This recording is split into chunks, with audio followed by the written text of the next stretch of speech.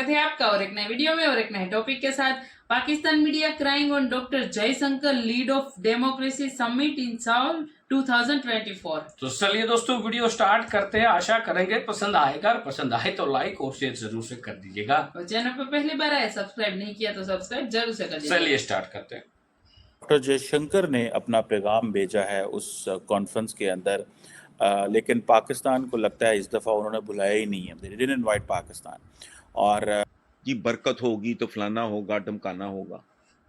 वो बरकत तब होगी जब तुम्हें पल्ले पड़ेगा, बात तुम्हारी समझ में आएगी, फिर बरकत पड़ेगी। हमारे वज़ीर आज़म साहब ने इनकार उस वक़्त इमरान खान साहब थे, उन्होंने इसलिए कर दिया था। उन्होंने कहा क्योंकि इनकार इसलिए बनता है क्योंकि हमें कहा गया था वीडियो पैगाम भेजो, अब और ख़ुद नहीं आपने आना।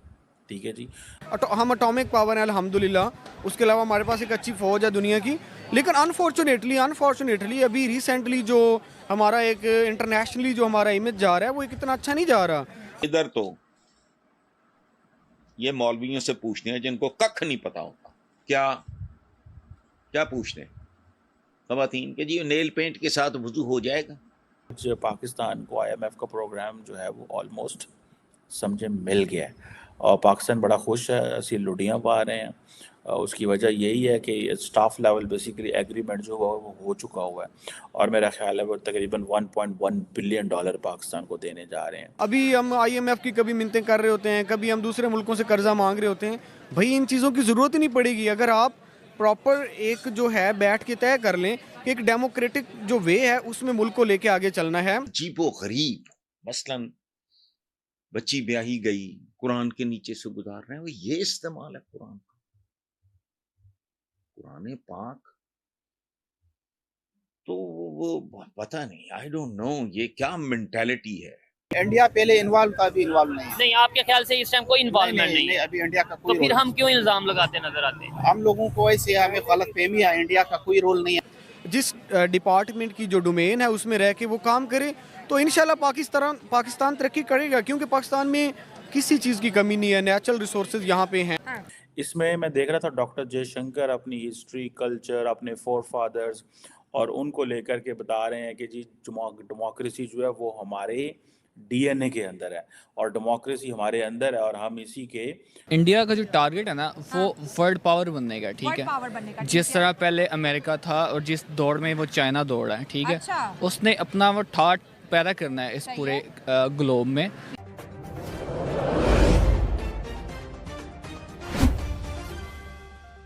डॉक्टर जयशंकर ने अपना पैगाम भेजा है उस कॉन्फ्रेंस के अंदर, लेकिन पाकिस्तान को लगता है इस दफ़ा उन्होंने बुलाया ही नहीं है। They didn't invite Pakistan. और इसको मैं मज़ीद कंफर्म करने की कोशिश करूंगा कि क्यों नहीं बुलाया गया, ऐसी क्या वजह है। क्योंकि पाकिस्तान के फ़ॉरेन ऑफिस के किसी पेज पे ऐसी कोई चीज़ नहीं है कि हम कोई पैगाम नहीं है, इस हवाले से कोई पार्टिसिपेशन नहीं है। ये डेमोक्रेसी समिट जो है इसमें मैं देख रहा था डॉक्टर जयशंकर अपनी हिस्ट्री, कल्चर, अपने फोर फादर्स और उनको लेकर के बता रहे हैं कि जी डेमोक्रेसी जो है वो हमारे DNA के अंदर है और डेमोक्रेसी हमारे अंदर है और हम इसी के जिससे वो कहते हैं ना गीत गा रहे हैं और इसी को फॉलो करते हैं। और अभी क्योंकि इलेक्शंस भी आ रहे हैं, so is the biggest festival, इस तरह की बातें जो हैं वो की जा रही हैं।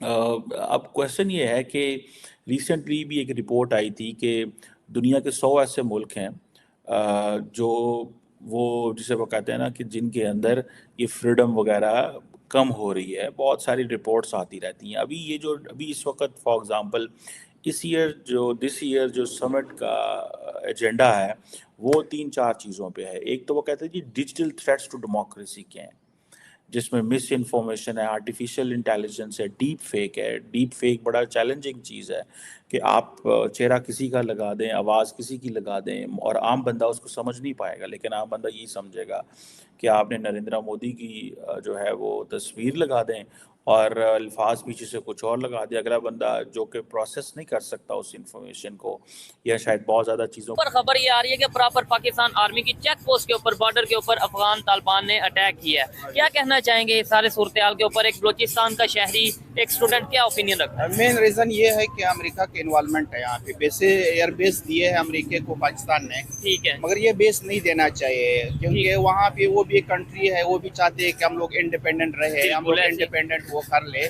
मगर यहाँ पे जो अगर ये बेसिस दे रहे हैं तो वहाँ पे इनडायरेक्टली इफेक्ट पड़ रहा है उन लोगों पे, कि वो ये समझ रहे कि हम पे वापस जो है पुराने जो पिछले सालों की लड़ाई थी वही दोबारा जो है कॉन्फ्लिक्ट दोबारा स्टार्ट होंगे। तो इस वजह से तालिबान जो है इस चीज़ को वो नहीं मान रहे हैं कि पाकिस्तान के साथ हमारे रिलेशन रहे।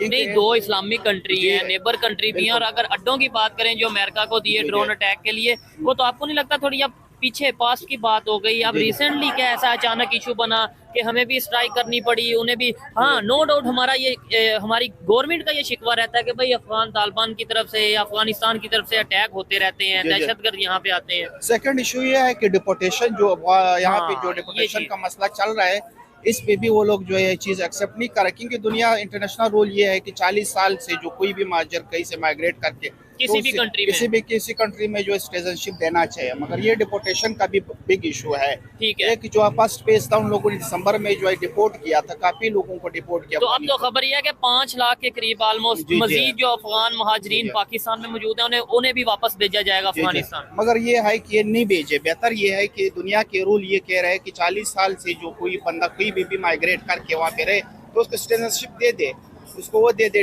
प्रॉपर डिपोर्ट ना करे। ठीक है, बल्कि अगर सिटीजनशिप की बात करें, इंडिया तो प्रॉपर ये एक्ट लेके आया है CAA के नाम से। उन्होंने बोला कि भाई ये 2014 से पहले जितने भी लोग इंडिया में जो माइग्रेट करके गए थे उनको सिटीजन हम देने वाले हैं। वो तो ये प्रॉपर एक्ट लेके आए हैं। बस इसी तरह हमारे जो कराची के महाजरीन है उनको तो वहाँ पे उन लोगों ने सेटल किया है। सब वहाँ के जो महाजरीन है, बंगाल के जो लोग आए थे, मशरकी बंगाल थी, मगरबी बंगाल के थे। और इम्पॉर्टेंट चीज़ ये भी है कि आज पाकिस्तान को IMF का प्रोग्राम जो है वो ऑलमोस्ट समझे मिल गया है, और पाकिस्तान बड़ा खुश है, असली लुटियाँ पा रहे हैं। उसकी वजह यही है कि स्टाफ लेवल बेसिकली एग्रीमेंट जो हुआ वो हो चुका हुआ है, और मेरा ख्याल है वो तकरीबन $1.1 बिलियन पाकिस्तान को देने जा रहे हैं। बहरहाल ये जो क्वेश्चन है कि जी भारत जो है उस डेमोक्रेसी समिट के अंदर है, लेकिन पाकिस्तान ने जाने से इनकार कर दिया था लास्ट 2 दफ़ा, और हमारे वज़ीर आज़म साहब ने इनकार उस वक़्त इमरान खान साहब थे, उन्होंने इसलिए कर दिया था, उन्होंने कहा क्योंकि इनकार इसलिए बनता है क्योंकि हमें कहा गया था वीडियो पे काम भेजो, अब और ख़ुद नहीं आपने आना। ठीक है जी। अच्छा, बाइडन साहब ने पिछली दफ़ा भी पूरी दुनिया की लीडरशिप को बुलाया, इमरान खान साहब को भी बुलाया, मोदी साहब को भी बुलाया, सबको बुलाया। तकरीबन 120 मुल्कों की civil society groups, technology companies और पूरे लोगों को बुलाया गया, और वहाँ पे ये चीज़ें डिस्कशन हुई। लेकिन जिसे वो कहते हैं ना, हमारे लोग वहाँ पे नहीं गए और कोई रीज़न भी नहीं दी, और सुनने में ही आया कि क्योंकि चाइना को इनवाइट नहीं किया गया तो पाकिस्तान भी इससे बाहर रहा। अगर तो ये लॉजिक है तो ये बड़ी भोंडी पाकिस्तान की लॉजिक है। चाइना हमारा बड़ा इंपॉर्टेंट प्लेयर है, बड़ा इंपॉर्टेंट पार्टनर है। वैसे मैं आपको मज़े की बात बताऊं, those who are decision makers, उनके ऊपर किस किस्म के प्रेशर होंगे। थैंक यू दोस्तों वीडियो को यहाँ तक देखने के लिए। और कमर सिमाजी बहुत रो रहे थे कि पाकिस्तान को नहीं बुलाया गया, पाकिस्तान फोरम में जाके सब कुछ उसने मतलब छानबीन की, लेकिन कहीं चेक किया लेकिन कुछ मिला नहीं कि उसको कोई इन्विटेशन आया हो, क्योंकि पाकिस्तान भी डेमोक्रेटिक कंट्री बोलने के लिए। पर मेरे को तो ये जो डेमोक्रेटिक समिट जो था उसमें पाकिस्तान में कोई कोसों दूर तक कुछ लेना देना है ही नहीं, तो क्यों बुलाएगा भाई?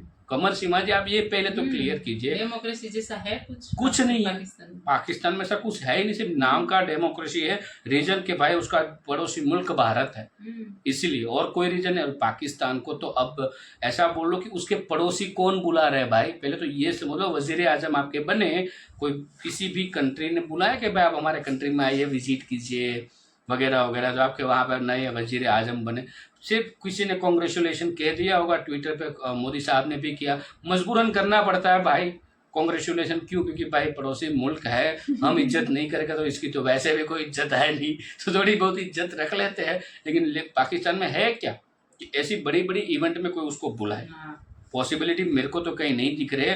हाँ, ये एक चीज़ है कंवर सिम्हा जी, मेरे को तो आपके जितना नॉलेज नहीं होगा जितना आप इंटरनेशनली बात करते हो। हालांकि बात आपके पास हर बार भारत की होती है, हर एक वीडियो आपके हमने यूट्यूब चैनल में जाके हमने देखा है, भारत के अलावा आपकी यूट्यूब चैनल में कोई वीडियो ही नहीं होती है। और उसमें भी डॉक्टर एस जयशंकर साहब, अमित शाह साहब और हमारे प्यारे मोदी साहब, इन 2-3 लोग ही होते हैं आपकी वीडियो में हर बार जो आप थंबनेल वगैरह बनाते हैं उसमें। तो बताइए क्यों पाकिस्तान को कोई नहीं बुला सकता? रीज़न, हाँ ये चीज़ में बुला सकता है, वो ये है जब किसी कंट्री को गधे की ज़रूरत होगी, कहीं पे भी ऐसा सबमिट बनेगा कि भाई गधे का एक बड़ा मार्केट बनाया जाए ये सब कुछ, तब पाकिस्तान को बुलाया जाएगा। क्योंकि इमरान खान ने भी बहुत सारे गधे बेचे, अब नवाज शरीफ आए तो वो भी बेचेंगे, बाकी कोई ऑप्शन है नहीं। IMF अभी जो आया था उन्होंने बहुत सारी टर्म्स एंड कंडीशन रख दिए, अब गधे बेचोगे तो भी उसका लोन नहीं चुका पाओगे। मैं तो कहता हूँ IMF को रिक्वेस्ट करना हम चाहेंगे कि उसको भर भर के रुपया दो, भर भर के, बेड़ा गर्क हो जाएगा। बाकी दोस्तों वीडियो यहाँ पे समाप्त करते हैं, आपसे विदाई ले रहे, लेकिन मिलते हैं और एक नए वीडियो में आपके साथ। टिल देन, जय हिंद, जय भारत।